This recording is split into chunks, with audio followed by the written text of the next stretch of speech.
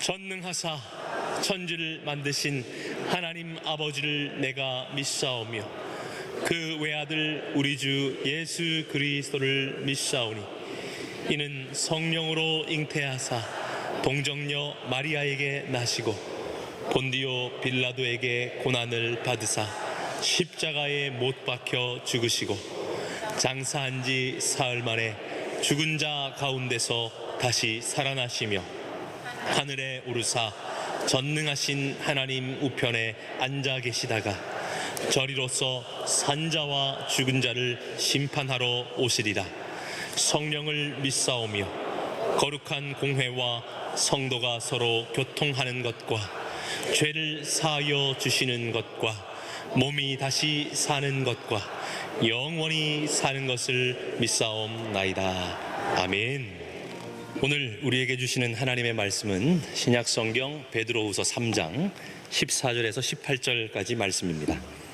베드로후서 3장 14절에서 18절, 신약성경 386면에 있는 말씀입니다. 베드로후서 3장 14절에서 18절 말씀 제가 봉독하겠습니다.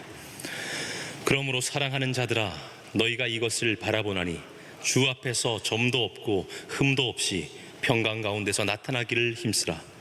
또 우리 주의 오래 참으심이 구원이 될 줄로 여기라. 우리가 사랑하는 형제 바울도 그 받은 지혜대로 너희에게 이같이 썼고 또 그 모든 편지에도 이런 일에 관하여 말하였으되 그 중에 알기 어려운 것이 더러 있으니 무식한 자들과 굳세지 못한 자들이 다른 성경과 같이 그것도 억지로 풀다가 스스로 멸망에 이르느니라. 그러므로 사랑하는 자들아, 너희가 이것을 미리 알았은즉 무법한 자들의 미혹에 이끌려 너희가 굳센 데서 떨어질까 삼가라. 오직 우리 주 곧 구주 예수 그리스도의 은혜와 그를 아는 지식에서 자라가라. 영광이 이제와 영원한 날까지 그에게 있을지어다. 아멘.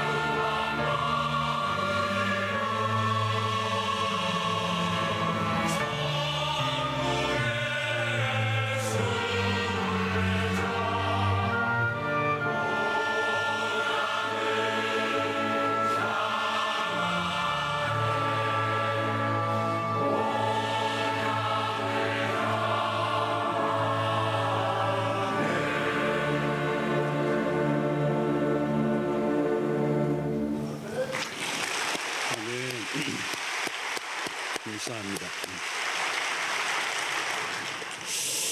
오늘 이 시간에 베드로에 대해서 잠시 좀 생각을 좀 해보려고 하는데요. 베드로는 좀 예수님의 12제자 중에서도 조금 유별난 부분이 좀 있습니다. 눈에 띄고 좀 독특한 스타일이에요.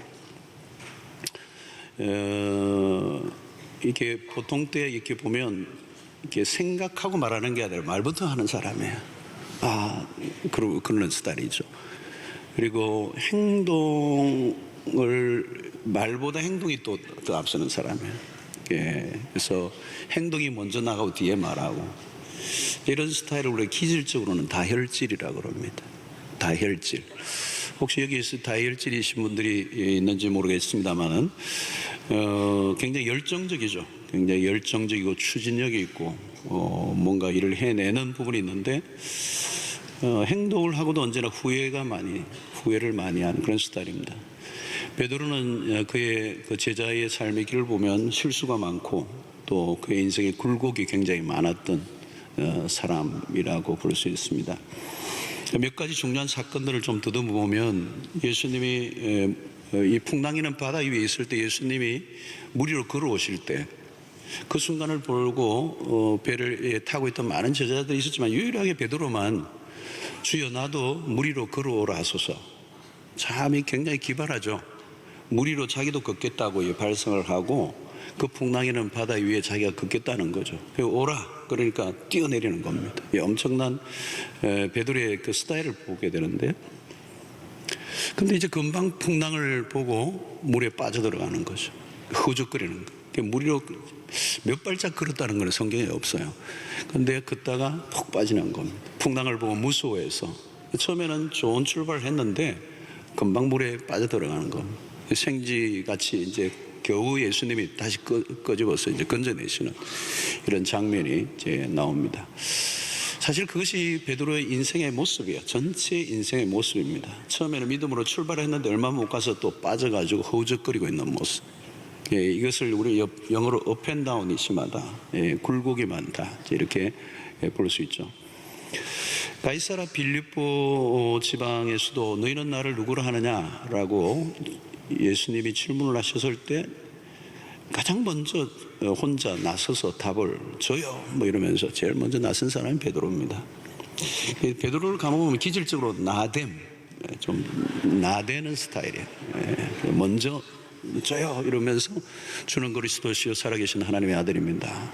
답을 참 잘했습니다. 100점 칭찬을 받았는데 곧 예수님이 그리스도의 십자가에 죽으실 것을 얘기하시니까 절대 그런 일이 일어나서는 안 된다는 거예요. 그러면서 예수님의 금방 또 책망을 받습니다. 사탄아 내 뒤로 물러가라. 빵점. 금방 100점 받았다가 또 다른 과목에서는 과락이 되고 이런 스타일이에요. 변화사 안에서도 주님의 용모가 변하자 그 변화된 모습에 너무 황홀해서 초막셋을 짓고 여기 주님과 모세와 엘리야 같이 여기 지냅시다. 내려갈 필요 없이 여기 지냅시다. 사실 이건 뭐냐면 전혀 지금 상황을 고려하지 못한 지금 무슨 얘기를 해야 될 때인지 전혀 구분을 못하는 상황의 이제 얘기를 이제 아이들 말로 생뚱맞는 얘기를 지금 하고 있는 것이죠. 주님에게 이제 그런 오버하는 모습들. 또 십자가를 지시는 주님이 제자들이 발을 씻기시고 있을 때 다들 가만히 있는데 이때도 역시 베드로가 나서서 예수님 무슨 일입니까? 스승이 제자들이 발을 씻다니요. 안 됩니다. 그 얘기를 하니까 예수님이 너가 만약에 내가 너를 씻지 아니하면 너가 나와 상관이 없다. 그 얘기를 딱 하자마자 그러면 아예 목욕을 시켜주십시오. 참 징그럽죠, 그죠? 이게 황당한 제안을 하는 겁니다. 겟세마네 동산에서도 기도하다 졸며 또 깨고 졸고 이러다가 결정적인 순간에 하산을 하는데, 기도 시간을 끝나고 하산을 하는데 제사장의 무리가 이제 예수님을 잡으러 오니까 갑자기 칼을 꺼내는 겁니다. 또 제자가 왜 칼을 들고 나는지 모르겠지만 칼을 빼고 목을 처음에 베려고 했을지 모르는데 귀만 잘랐어요. 제사장 말고의 귀를 딱 잘라버렸어요. 그것도 절묘하죠. 여러분, 이게 어떻게 됩니까? 예수님이 또 그 귀를 찾아가지고 또 먼지 묻은 거 털고 이러다 또 붙여줬잖아요. 이게 예수님을 도우려고 하는 일은 좋은데 일을 만든 거잖아요. 그래서 예수님이 책망하십니다. 칼을 쓰는 자는 칼로 망한다. 칼을 칼집에 꽂아라. 이제 이렇게 얘기해요. 이게 계속 변화무쌍한 이제 이런 모습을 보여줍니다. 결국은 이게 제자로서의 자질이 좀 의심되죠. 이게 제자 맞나? 자, 이 베드로의 생애의 이 모습에서 핵심적인 우리의 특징이 뭐냐? 불안정함입니다. 불안정함. 늘 불안정한 거예요. 안정감이 없다는 거예요. 늘 요동침, 풍랑처럼 지금 하고 있는 행동이 내일은 어떻게 변할지 알 수 없는 거예요. 여러분, 우리가 어떤 사람을 믿는다라고 할 때 안정감이 있어야 되잖아요. 그죠? 언제나 변함없는 한결같은 이제 이런 모습이 있어야 되는데 제자에게 이제 이 베드로에게 그게 없었어요. 자, 베드로의 본래 이름이 뭐냐면 시몬입니다. 시몬. 주님이 처음 베드로를 만났을 때 이름을 하나 지어줍니다. 그 이름이 뭐냐면 게바라. 너가 장차 게바라 그래요. 이 게바라는 이 말은 아람어입니다. 아람어. 이 게바를 헬라어로 바꾸면 그게 베드로예요. 베드로. 이 베드로라는 이름은 반석이라는 거예요. 반석. 자, 이것은 사실 지금 베드로와는 어울리지 않는 이름이죠. 베드로는 굉장히 불안정한 끓는 물 같은데 예수님은 지금 반석이라 베드로라는 이름을 불러줬다는 거죠. 이것은 지금 현재의 베드로의 모습이 아니고 미래에 변화될 것을 기대하고, 우리가 자녀들을 이름 지을 때도 그 아이의 미래에 어떤 기대감을 갖고 이름을 지어주잖아요. 그거와 마찬가지입니다. 그래서 이것은 기대이면서 하나님의 약속이 들어있는, 내가 지금 이렇게 정말 촐랑거리고 불안정하고 이렇게 하지만 언젠가는 정말 반석과 같은 흔들리지 않는 그런 존재로서 너가 세워질 것이다 라고 하는 하나님의 약속, 또 그 단계까지 내가 너를 이끌겠다라고 하는 약속이 이제 들어가 있습니다. 자, 이런 베드로가 지금 베드로 전서와 후서를 기록합니다. 이게 베드로 전서와 후서를 기록한 것은 이미 그가 상당한 세월이 흐르고 오순절 사건을 지나고 이제 생애를 다 마감하는 이제 노사도로서 굉장히 영적으로 그 이름처럼 베드로처럼 성숙한 그런 위치에 이제 있어서 지금도 여전히 이전에 베드로처럼 굴곡이 많고 불안정한 삶을 살아가고 있는 수 없는 성도들에게 나와 같지 않고 좀 더 성숙한 자로 살아가기를 원한다라고 하는 그런 면이 그의 편지 안에 많이 이제 숨겨져 있습니다. 오늘 14절을 한번 보면, 그러므로 사랑하는 자들아 너희가 이것을 바라보나니 주 앞에서 점도 없고 흠도 없이 평강 가운데 나타나기를 힘쓰라. 이 노사도가 허물과 참 흠도 많고 점도 많았던 인생입니다. 그런데 이제 성도들이 언젠가 하나님 앞에 흠도 없이 점도 없이 서는 그날이 있도록 힘을 써라고 이제 권면하고 있는 것입니다. 그 말은 뭐냐면 이 베드로 전서와 후서는 종말론적인 관점에서 기록이 되어 있습니다. 곧 다가올 하나님의 나라, 그 하나님 앞에 우리가 언젠가 설 텐데 그 섰을 때 우리의 모습이 어떤 모습으로 서야 될 것인가 라고 하는 것을 이제 염두에 두고 얘기하는 것입니다. 이것은 외형적인 모습이 아니라 우리가 정말 내적으로 하나님 앞에 성숙한 그리스도를 서야 될 것을 말씀하는 겁니다. 그래서 종말론적인 생각을 해야 돼요. 언제나 여러분, 우리 모두는 종말론적인 삶을 살고 있고 주님 앞에 설 날이 옵니다. 그때 내가 어떤 모습으로 설 것인가, 또 내가 내 인생을 마치고 난 다음에 내가 있었던 그 자리에서 사람들이 나에 대해서 어떻게 평가를 할 것인가. 여러분 생각해 보아야 되잖아요. 정말 장례식이 있고 그 자리에 온 사람들이 나에 대해서 뭐라고 할 것인가, 내 생애에 대해서 어떻게 평가할 것인가. 마지막 그 우리의 인생의 그 흔적들, 그 발자국들이 어떠할 것인가. 주님, 특별히 주님 앞에 우리가 어떤 모습으로 쓸 것인가. 오늘 이 베드로는 점도 없고 흠도 없는 수준, 이 단계까지 우리를 끌어올리기를 이제 원하는 거죠. 그래서 17절을 보면 이 하반절에 무법한 자들의 미혹에 이끌려 너희 굳센 데서 떨어질까 삼가라. 이 굳세다, 푸엄, 영어로 푸엄이라는 단어. 이 베드로의 인생이 이전에 굳세지 못했거든요. 늘 흔들렸단 말이죠. 굳센 데서 떨어질까 삼가라. 자신의 과거를 이렇게 보면서 자전적인 얘기를 하고 있습니다.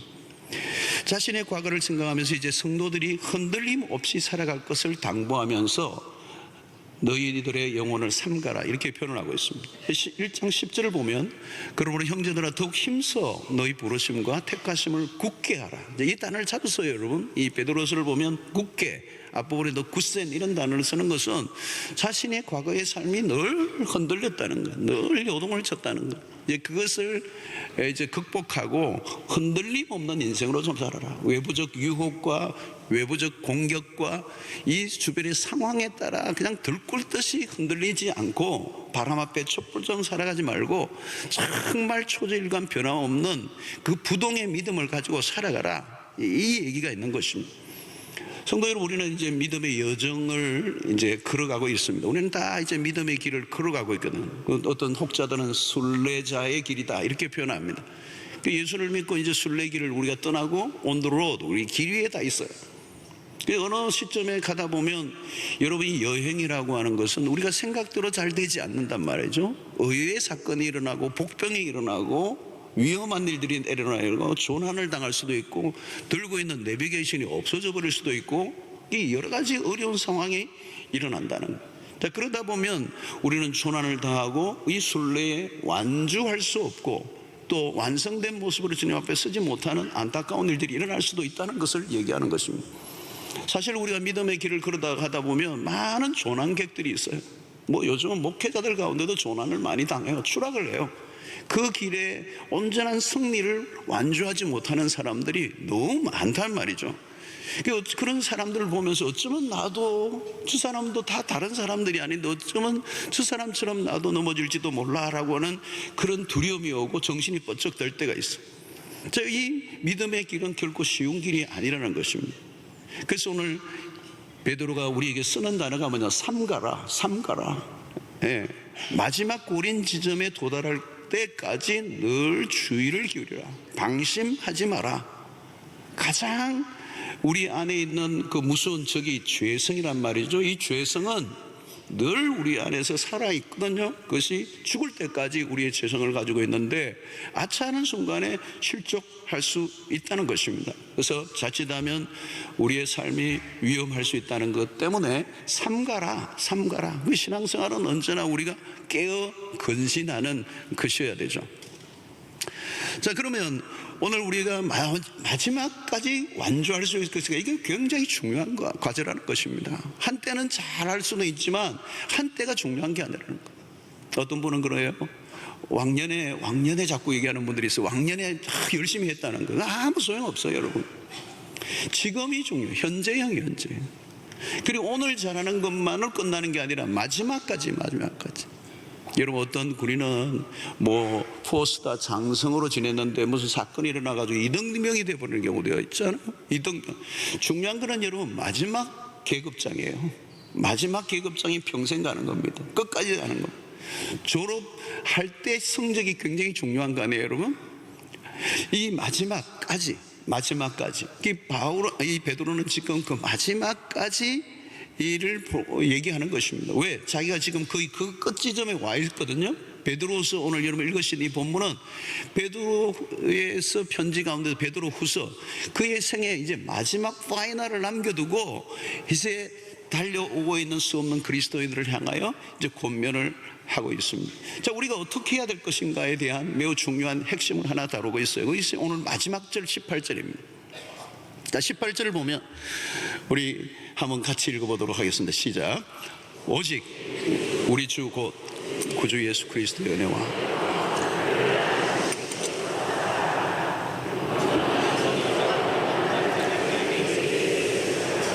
자, 여기 매우 중요한 동사가 나옵니다. 어떤 동사일까요, 여러분?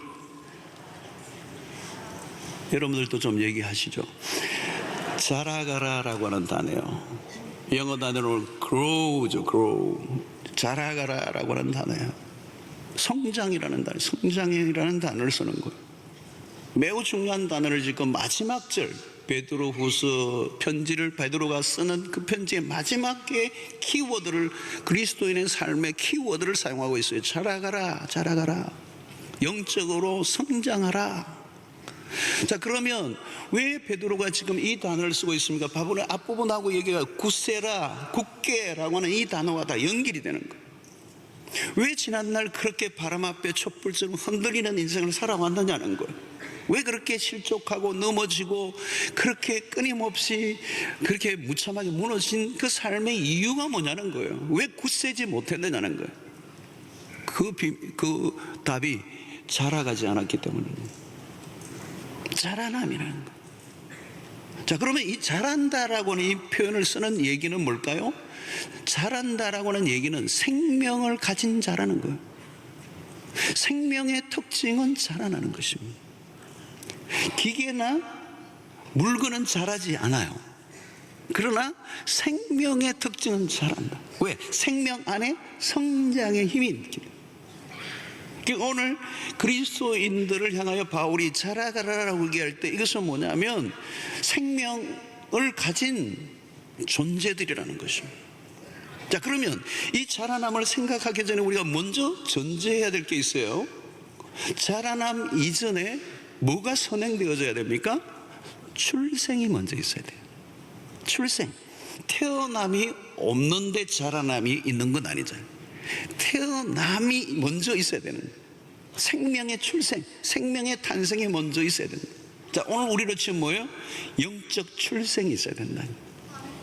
자, 이런 건 뭘까요? 이것을 우리 교리적 용어로는 거듭남이라고 하는 표현. 리버스라는 거. 리버스. 다시 태어남, 거듭남. 이것을 중생이라는 표현을 쓰죠. 중생, 요즘 많이 안 쓰는데 사실 굉장히 중요한 단어입니다. 중생. 그거는 불교에서 말하는 그 중생이 아니고 다시 태어남, 다시 중생, 다시 태어남, born again. 그러니까 여러분, 우리가 구원의 경험을 바로 그걸 얘기하는 겁니다. 구원의 경험을 하는 것입니다. 하나님을 만나고 예수 그리스도를 만나고 그리스도로 보혈로 내 죄의 씻음을 받고 의롭다함을 받고 하는 이 구원의 사건, 그것을 가르쳐 우리는 회심이라고 하는 거예요. 그러니까 영적 출생을 하면 그 안에 우리 안에 생명이 시작이 된 겁니다. 그 생명은 자라난다는 거예요. 자라난다. 이 바울이 지금 자라가라라고 하는 이 표현은 이미 우리 안에 영적인 출생을 한 사람들에게 얘기하는 거예요. 자, 여러분, 오늘 우리에게 매우 중요한 것은 출생이 없는 사람은 자랄 수가 없어요. 안 자라게 돼 있어요. 그러나 출생을 한 사람이라면 반드시 자라갑니다. 여러분, 여기서 변화가 일어난다는 게 변화. 여기서 그 자라남이라고 하는 것은 변화인데, 이 변화라고 하는 것은 그냥 뭐 술, 담배 하던 사람 술, 담배 끊는 그런 변화를 얘기하는 게 아니에요. 근본적인 변화를 얘기하는 것입니다. 그 사람이 전에 화를 많이 내고 화가 좀 줄었다, 그런 정도를 얘기하는 게 아니라 신의 성품에 참여하는 것이다. 그러니까 우리 안에 하나님의 성품이 드러나기 시작한다는 거예요. 그러니까 이것은 퀄리티가 아니고 본질적인 부분의 차이를 만들어내는, 세상에 어떤 윤리적으로 조금 나은 삶을 사는 얘기가 아니라 오염된 세상으로부터 완전히 분리된 거룩한 백성으로 우리를 불러주셨다는 거예요. 자, 왜 지난날 베드로가 이렇게 불안정한 삶을 살았는가? 영적으로 성장하지 않았다는 겁니다. 그래서 구원의 여정에서 매우 중요한 것은 구원받고 천국 가는 것을 그동안 우리 한국교회는 칭의라고 하는 이 부분만 많이 다루었습니다. 예수 믿고 구원받았어요, 할렐루야. 그 다음에 아무것도 없는 거예요. 변화에 대한, 이 성화에 관한 부분에 대한 관심을 전혀 갖고 있지 않았던 거예요.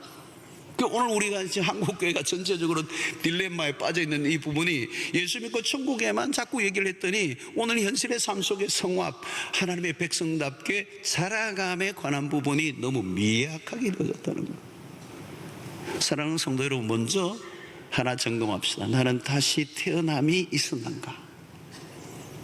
그렇다면 나는 지금 자라가고 있는가? 이제 이 질문을 해야 됩니다.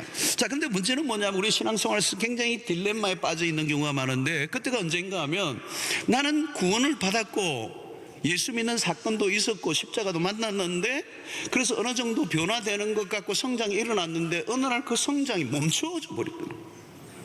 안 자란다는 거야. 안 자란다. 더 이상 자라지 않는 성장 멈춤병에 버려요. 그 아이가 자라다가 한 7, 8살 자라다가 거기서 그냥 스탑을 해버린 다음에 어떻게 되겠어요, 여러분? 그게 심각한 얘기죠, 여러분. 이것은 결국은 세상을 에서 구별되어서 하나님 백성답게 살아가는 것이 아니라 세상을 오히려 더 닮아가는 그리스도인으로 바뀌어버리는.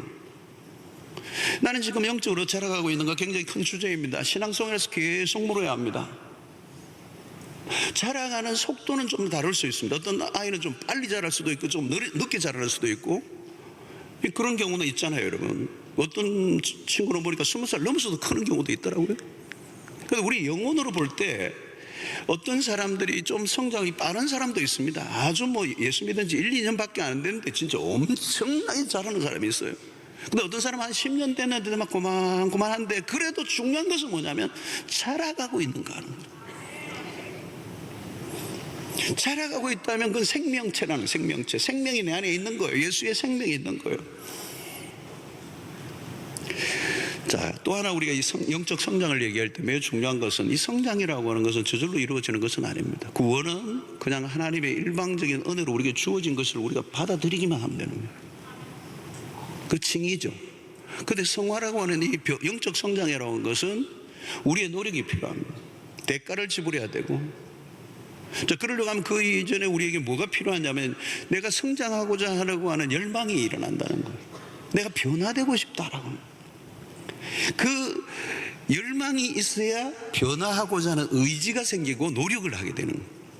이게 자동적인 수순입니다. 내가 변화하고 싶다라고 하는 거죠. 자, 디모데전서 4장 15절 이런 말씀합니다. 이 모든 일에 전심전력하여 너의 성숙함을 모든 사람에게 나타나게 하라. 전심전력이라는 단어를 쓰고 있습니다. 결코 우리의 변화가 쉽지 않다. 왜? 우리 안에는 변질되기 쉬운 요소가 더 많아요. 변화를 위해서 노력하지 않으면 쉽게 변질될 수밖에 없는 존재들입니다. 우리도 모르게 속물이 돼요. 그냥 놔둬버리면 죄성이 끊임없이 올라옵니다. 동의하시죠, 여러분?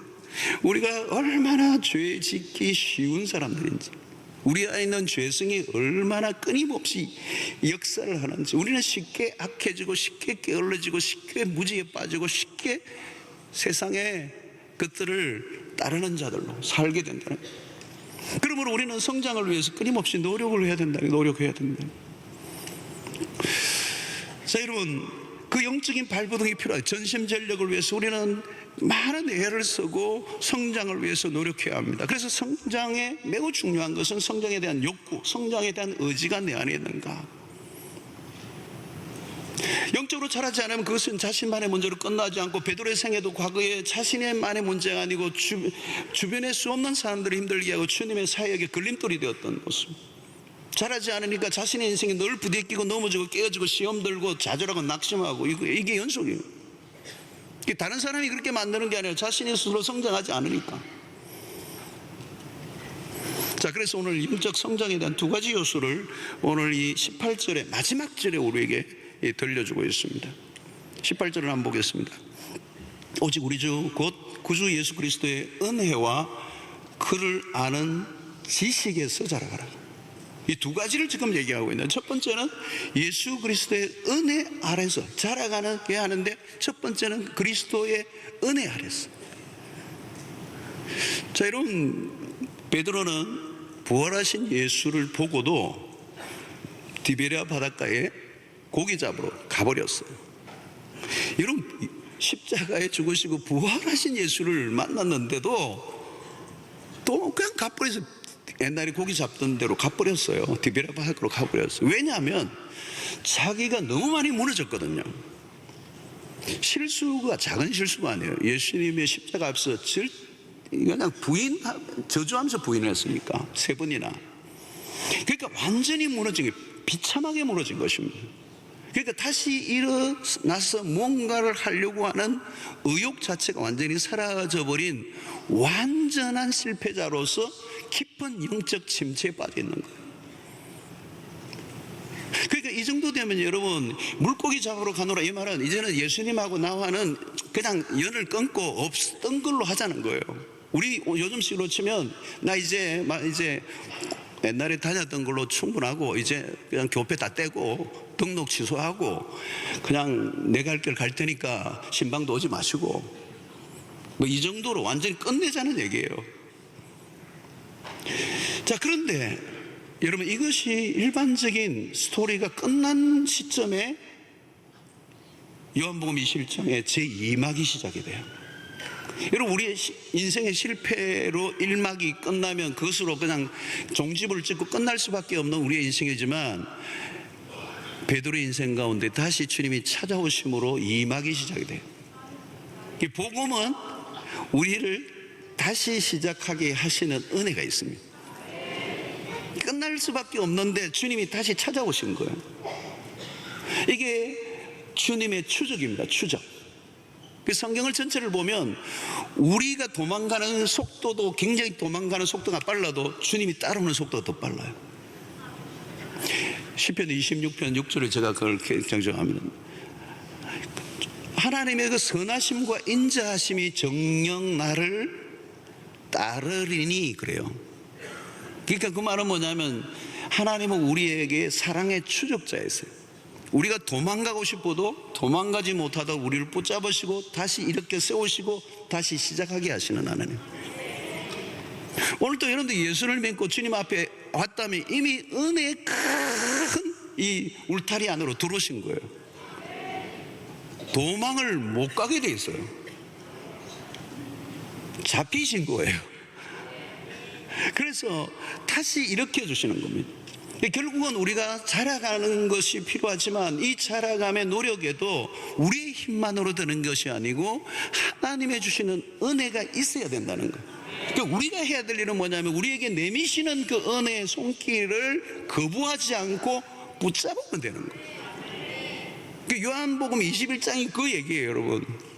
진짜 그냥 인간 말자같이 실패했는데도 주님이 먼저 그 디베랴 바닷가에 와 계셔서 고기를 구우시고 기다리시며 그들을 만나주시면서 다시 일으켜주시는, 너가 나를 사랑하느냐라고 하는 이 질문을 통해서 3번 확인하시고 내 양을 먹이라고 하는 그 사명을 다시 주시면 이렇게 세워주시는 거예요. 그러면서 거기에서 진정한 변화가 베드로 속에서 일어나게 되죠.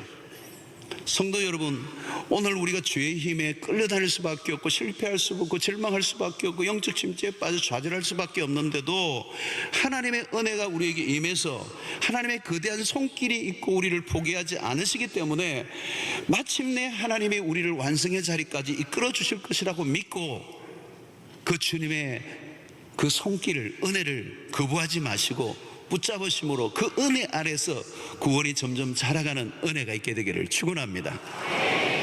여러분, 우리는 하나님의 은혜가 필요하지 않는 순간이 한순간도 없습니다. 가만히 돌아보면 나는 도망가고 이리저리 피하고 변명하고 많이 했지만 결국은 하나님이 우리를 여기까지 이르게 하시고 오늘도 주일날 이 예배에 앉아서 주의 은혜를 구하는 자리로 오게 하신 것은 주님의 은혜인 줄로 믿습니다.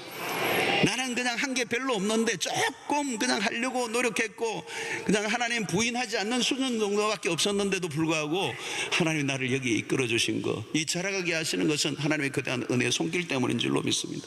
자, 그런데 이 두 번째가 뭐냐면, 우리가 자라가는 것은 그를 아는 지식에서 자라가는 거예요.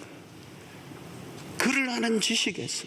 참 이게 중요한 단어를 쓰고 있습니다. 자라난다라고 하는 이 개념과 함께 매우 중요한 이 두 영역을 얘기해요. 하나는 하나님의 은혜고 하나는 그를 아는 지식에서 자라가라는 거예요. 자, 베드로가 왜 흔들렸습니까? 흔들린 이유는, 왜 삶이 흔들립니까? 흔들린 이유는 주님이 누구이신지를 모르기 때문에, 주님을 누군지 모르기 때문에 그 뭐예요? 부인한 것입니다. 도망가신 것입니다. 여러분, 주님에 대한 무지에서 벗어나지 못했기 때문에. 왜 베드로가 주님이 십자가를 지시는 도상에서 도망을 갔습니까? 부인을 했습니까? 주님이 누구인지 모르기 때문에. 우리가 전도할 때도 예수님이 전도하는 게 좀 부끄럽다. 예수님이 누구인지 잘 모르기 때문에 일어나는 거잖아요. 예수님이 부끄러운 분이 아니잖아요. 그죠? 영광스러운 분이고 자랑스러운 분인데 그분을 전도하는 게 뭔가 좀 수줍고 부끄러운 것은 주님이 누구인지 잘 모르기 때문에. 왜 주님을 부인합니까? 배신합니까? 주님이 누구인지 모르니까. 근데 그 주님이 누구이신지 알면, 이 눈이 떨리면 그 주님이 이 세상에 어떤 것과도 비교할 수 없는 분이라는 걸 깨닫게 되는 거예요. 빌립보서 3장 8절에 보면 바울의 얘기잖아. 바울의 얘기. 자, 여러분 보십시오. 이 안에 엄청난 얘기가 들어있는 겁니다. 또한 모든 것을 해로 여기면 내 주 그리스도 예수를 아는 지식이 가장 고상하기 때문이라. 그 다음에 뭐예요? 내가 그를 위하여 모든 것을 잃어버리고 배설물로 여기면, 그 다음에 뭐예요? 그리스도를 얻고. 할렐루야. 왜 내가 존재적으로 만족한가? 그리스도를 얻었기 때문에.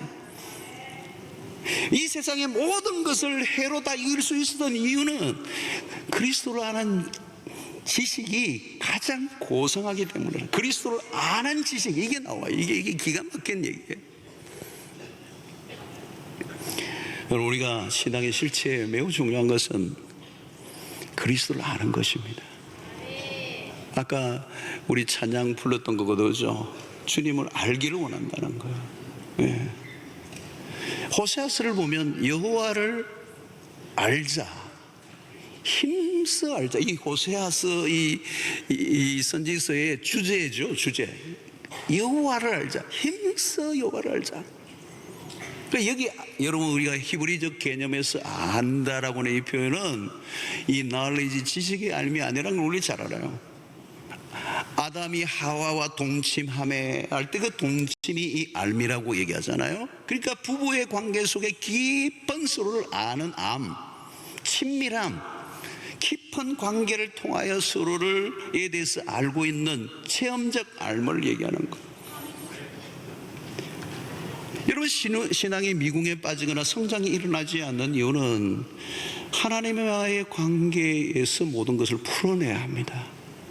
하나님에 대한 경험이 깊어지면, 하나님에 대한 지식이 알면 알수록 믿음이 자라는 겁니다.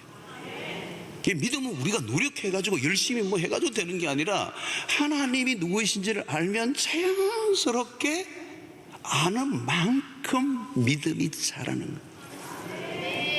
그 경험입니다. 그러니까 오늘날 나에게 일어나는 사건, 문제, 어떤 인생의 시련, 고난, 수 없는 어려움들이 닥칠 때 그 사건과 문제를 통하여 하나님이 누구인가를 알게 되면 그것이 그 사람에게 축복이 되는 것입니다.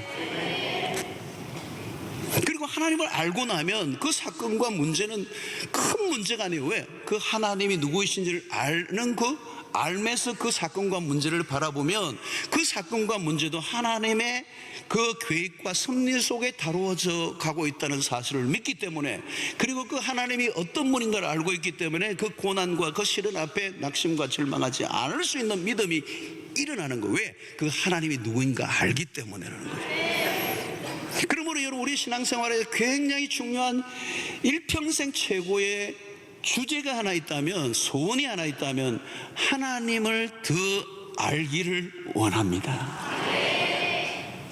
이것이 우리의 기도 제목이 되어야 돼요. 그러니까 어떤 우리 일상 속에서 무슨 일을 하든지 가장 중요한 것은, 최고의 지식은 하나님을 아는 지식이, 그게 가장 고상하기 때문이다. 자, 자, 근데 여러분, 하나님을 안다는 게 쉬운 게 아니에요. 왜냐하면 하나님이 영이실 뿐만 아니라 하나님은 우리의 상상과 우리의 지식의 세계와 우리의 지성의 한계를 훨씬 더 넘어서는 크고 놀라우신 분이기 때문에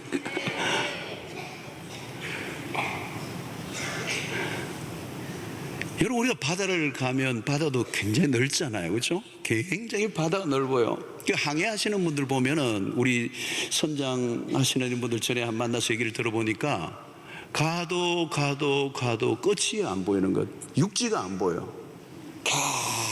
계속 간대. 그 뭐라고 그래요? 망망대해라고 그래요. 그렇게 바다가 넓어요. 근데 뭐 지구라는 게 우주에 치면 요거만 하잖아요. 이게 점 하나 같은 게 우리 유성과 같은 이 지구 하나가 온 우주에 비하면 은하계 일부 중에 일부의 하나잖아요. 그거에 뭐 대서양 무슨 뭐 태평양도 해봐야 그 점도 찍을 수 없단 말이에요. 이 우주 안에 치면은. 근데 그 하나님이 이 우주를 만드신 분이란 말이에요. 근데 망망대해를 이 배를 타고 있는데 이 끝없는 이 바다에 그 엄청난 자연을 바라보는데, 하나님은 이 모든 것을 창조하시고 기획하시고 운행하시고 다스리시는 통치자이시고, 그래서 어떤 신학자가 그런 얘기해요. 하나님의 다른 이름은 놀라움이다. 하나님에게 또 다른 이름이 있다면 놀라움이다. 다른 표현을 할 수가 없는 거예요.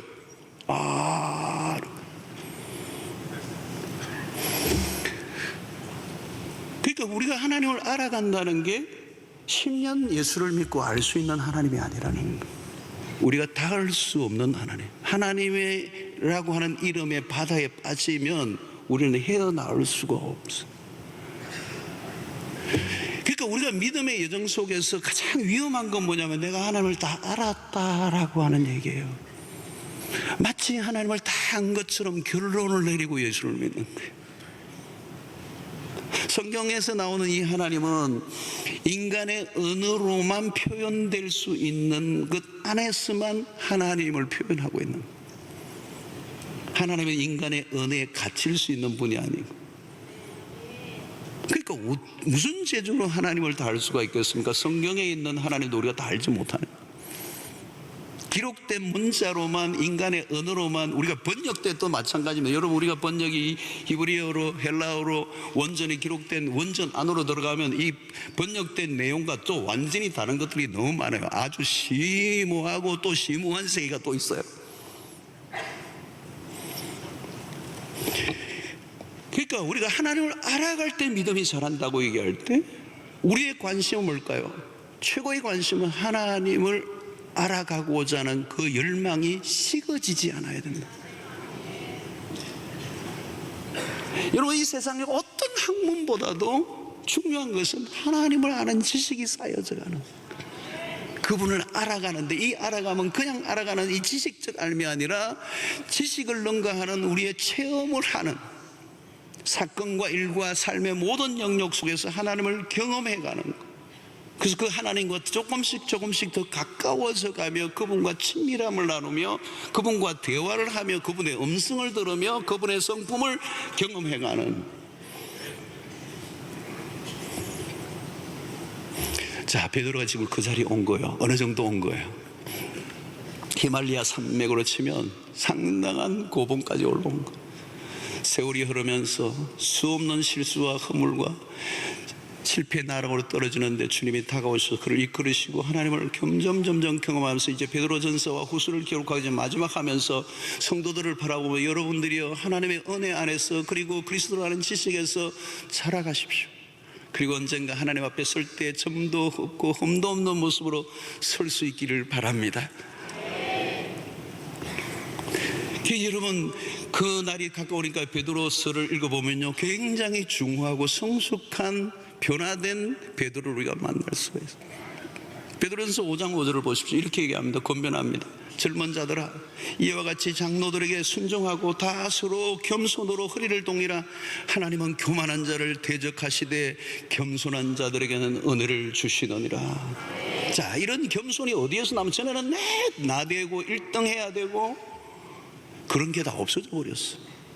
굉장히 겸손한 그런 베드로를 우리가 만나게 됩니다.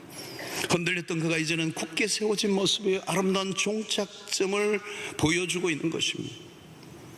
전승에 의하면 요한복음 21장에서도 있었던 것처럼 자기가 젊어서는 마음껏 돌아다녔지만 나중에는 내가 알지 못한 힘에 의해서 자기의 인생이 끝날 것에 대한 그 예언적 얘기가 성취되고 마침내 그리스도를 위하여 거꾸로 십자가에 매달려 죽었다라고 하는 이 전승을 가지고 있습니다. 예수님의 제자들이 다 순교를 해요. 그리스도를 위해서. 성도 여러분, 우리의 신앙의 끝지점을 생각해 보아야 합니다. 우리의 마지막이 아름다울 수 있어야 됩니다. 그러기 위해서 우리는 계속적으로 성장해야 하는 것입니다. 자, 그 성장은 무엇일까요? 흔들림 없는 삶이에요. 견고함, 굳세게 세워짐, 어떤 유혹과 어떤 시험 앞에서도 흔들리지 않는, 요동치 않는 하나님의 백성됨의 위치와 태도를 지키며 믿음의 길을 꿋꿋이 걸어가고 마침내 그리스도와 같이 되는, 그리스도처럼 닮아가는, 그에게까지 자라가는 이 믿음의 장성한 분량의 목표를 가지고 조금씩 닮아가마 마침내 그 인생 가운데 향기롭고 매력적이고 멋지고 영향력 있는 그런 삶을 살아가는 은혜가 여러분들에게 있게 되기를 축원합니다. 그리스도 안에서 빚어질 완성된 모습을 바라보며 포기하지 않고 계속 여러분 살아가시길 바랍니다. 속도의 차이는 있을 수 있어요. 그러나 나는 작년보다 올해 조금 더 변했어. 그리고 언젠가 나는 이 정도까지 자라갈 거야 라고 하는 이 목표가 분명히 있어서 믿음의 이 순례의 길에서 낙오하지 않고 추락하지 않고 변질되지 않고 끝까지 달려가시는 여러분들 되시기를 주의 이름으로 축원합니다. 하나님 감사합니다. 오늘 우리에게 주신 말씀을 기억하고 우리의 믿음의 순례의 길에서 우리 모두가 계속 성장하고 또 성장하여 마지막 주님 앞에 점도 없고 흠도 없는 모습으로 서는 그날까지 최선의 경주를 다하는 주의 백성들 되게 하여 주시옵소서. 예수님의 이름으로 기도하옵나이다. 아멘. 이제는 우리 주 예수 그리스도의 놀라우신 은혜와 하나님의 크신 사랑과 성령의 교통하심이 오늘 그리스도를 아는 지식에서 주의 은혜 아래서 계속 성장하게 하여 주셔서 하나님 앞에 부끄럽지 않는 모습으로 설 것을 기대하며 살아가기로 결단하고 돌아가는 주의 백성들 머리 위에 지금도 영원토록 함께 있을지어다. 아멘.